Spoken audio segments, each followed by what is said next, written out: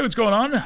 Happy Wednesday, and welcome into the High School Fan Zone here on 100.7 The Score and the 100.7 The Score mobile app. Also watchable on our YouTube channel. Check out the Double T Sports Network there. I am not Randy Rosetta. I'm subbing in tonight, Chois Woodman, alongside Coach Trent Hilliard here in the Friendship Tigers Fan Zone to start things off. And Coach Hilliard, another win, kind of become accustomed to it. I know you never take these things for granted, but a 6-0 start in district play and sitting alone at the top right now. Yeah, absolutely. You know, it's where you hope to be when you go into district play, especially the first half we had more road games than we had home games, and so we felt good coming into the second half of it, knowing that we had 3 at home, especially the 2 Midlands that we played back-to-back, and felt like those were going to be really tough games. And so to be sitting 6-0 and have already qualified mathematically for a playoff berth, and that's the 23rd consecutive year that Friendship Girls Basketball has done that. And so, like I said, it's nothing that we take for granted. We celebrated that in the locker room last night, and some of these kids, this is their first time to qualify for the playoffs. So, 23 years doesn't mean anything to them. It just means, hey, we get to go to the playoffs this year. And so it's one of those things that you want to celebrate and never take for granted, because it is where you start. That's one of the goals that you have when you start the season is let's get in the playoffs and see what we can do from there. So we've cleared that hurdle. And one reason you've had so much success over the years is being able to protect home court. You did that again last night with a 67-21 win over Odessa High. The streak is 40-plus games in home district games. That goes back to 2016. That's a pretty unbelievable streak. It really is. It's pretty crazy that you haven't had a hiccup in that long. And there's been some really strong district teams that have come through. We've played Tascosa when they were top teams, and was that a 4 overtime game? Right. Had that 4 overtime game at home, and Midland Legacy has had some great teams too. A lot of those teams that have been regional tournament teams, teams that Legacy we beat one year in the regional quarterfinals to get to the regional tournament. So. There are some teams in there that you kind of assume that you're going to win those games and do that, but not certainly ever won. And when you realize that our 2 freshmen that we had this year, the last time we lost a home district game, they were in kindergarten. That's crazy. And so that kind of puts it in perspective how long that streak is, and we have that banner on the side that says "Protect the Pit," and we talk to our kids all the time about what that means. Sure. And they take it to heart, and we're not afraid to put that pressure on them. We tell them, hey, this is what's been established. This is what you are expected to do, and you've got to live up to it. And our kids seem to perform better when there is something at stake, when they've got something like that, and they get a little more focused and know that. They're playing for more than just what this team does. They're playing for all those teams and players that have come in the past as well.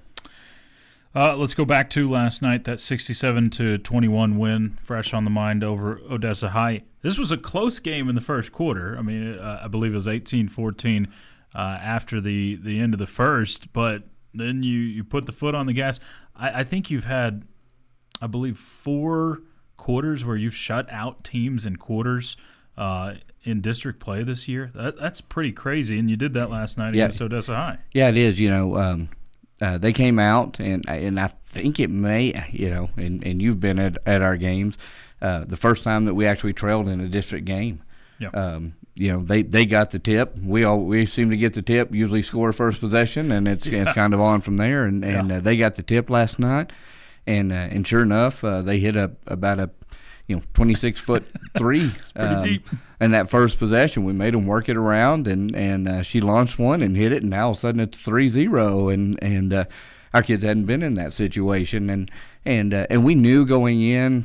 We talk all the time about when you play district, you play these teams over and over again. There's certain teams that you know that if you can get on them early, that they're going to sink back, go, oh no, here it comes again. Right. And so we like that we've established that, and that we have kind of that deal with teams that they kind of fear a friendship and don't want to play us and dread that. Well, Odessa High is not one of those teams. Odessa High, when we went to their place, it was a 9-point game at halftime. Sure. And they really play us well. They don't get flustered. They play their game, and they execute really well. And they did the same thing last night. And I was real proud of our kids. I thought we showed a lot of maturity. Not only did we have that first quarter that was tight and we were behind, but then you have Addison Bollinger go down with an ankle sprain 4 minutes into the game. And so now you've got your backup point guard running things and doing that. And to show that maturity and to just keep plugging along. It wasn't a fancy game. It wasn't one that we got a bunch of turnovers and created in the fast break opportunities or things like that. We just went around our business and executed on both ends. Yeah, definitely. Execution was on par last night. And you mentioned Addison Bollinger goes down, but you're stretching out a lot of these games. You're getting some wide margins. Is it hard to keep your team focused and playing, I guess, hard throughout these games when you get those big margins and trying to have clean finishes? With this group, it's really not. And we try to focus on just get better every day. I'm a real small picture type guy that just let's show up today and get better, and then we'll let the rest of it will just take care of itself. We can control what we can control, and that's it. And so when we're playing those games, it's kind of just, okay, that possession happened. Let's work on this next possession, and let's move forward. And our kids are pretty competitive. And then you throw in the fact that you've got some really good players that eat a lot of minutes up, and so now you get those subs in. Hey, this is their time to show what they can do, and so they're going after it and playing because they know that what they're going to do in this game, they're showcasing for the future. If you have another injury, if you get in foul trouble, who's going to be that kid that's coming off the bench first? And so they're kind of fighting for that spot as well. So there's a lot of internal competition that goes on with that as well, just to make sure that those kids are positioning themselves in the best way that they can get playing time in the future, and also preparing them for when their time next year or the year after or whatever, when they're going to get the minutes and be ready like a Birch is this year, a Middleton is this year. Yeah. We'll continue next. More of the High School Fan Zone, Friendship Tigers Fan Zone here on 100.7 The Score. Breaking down Friendship Sports. This is the Tigers Fan Zone podcast from 100.7 The Score. Thanks for joining us on a Wednesday. It is the High School Fan Zone, Friendship Tigers Fan Zone here on 100.7 The Score and the 100.7 The Score mobile app. Chois Woodman in for Randy Rosetta, sitting next to Trent Hilliard. Got the Friendship girls basketball coach in studio tonight. And, Coach, we've talked a lot about what's gone on recently with your team and a 6-0 start to district play. Obviously, you mentioned one goal is the playoffs. What are some other goals y'all have set forth that y'all are trying to attain?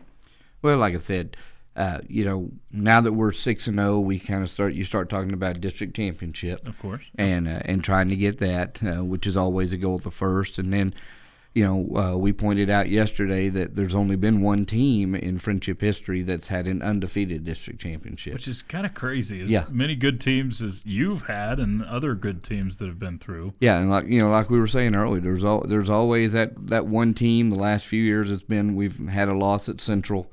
When we've gone down there, there's been Legacy, there's been Tascosa, there's been those teams. There's been a lot that have gone 9-1 or 11-1 if you've had a 12 game deal. But getting that undefeated, it's hard to do.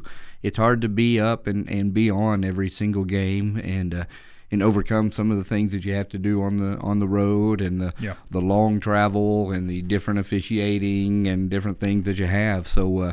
we talked about that that's a goal that we can have that, very few teams ever get to do, and certainly in friendship history have done. So I would say those right now are the two goals. Once you get into playoffs, you just have to try to focus on going and winning, and we don't look long term. You want to go as far as you can, and everybody'd love to get to the state championship, win a state championship, and do all that. But anything can happen when you get into the playoffs.